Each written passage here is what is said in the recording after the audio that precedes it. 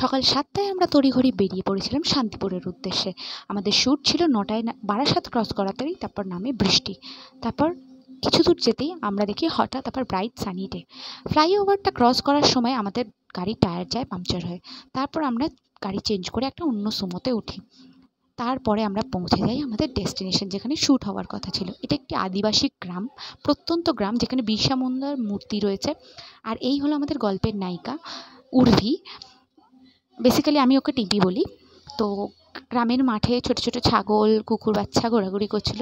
দে আর so cute. ওকে নিয়ে উর্ভি চটকাতে শুরু করে, যেটা ওর সবসময়ের কাজ। তারপর আমরা লেগে পড়লাম কাজে।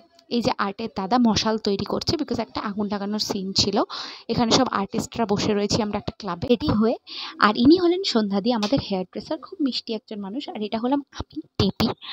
যেহেতু এটা একটা প্রত্যন্ত গ্রাম, এখানে ইলেকট্রিসিটি ছিল না, গরমে সেদ্ধ হচ্ছিলাম, কিন্তু শ্যুটে গ্রামের মানুষদের উৎসাহ দেখে এবং তাদের হাসি মুখগুলো দেখে সত্যিই মনটা ভরে গিয়েছিল এবং আলাদাই এনার্জি পেয়েছিলাম। তারপর ৬টার সময় হয়ে যায় আমাদের প্যাক আপ এবং আমরা হোটেলে ফিরে অনেক মজা করি, অনেক আনন্দ করি, রিলস বানাই, তারপর খেয়ে দিয়ে ঘুমিয়ে পড়ি পরের দিনের শ্যুটের জন্য।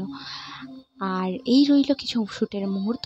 টেলিকাস্টের আগে শ্যুটের বিটিএস ছাড়া অসম্ভব। So stay tune for the next part.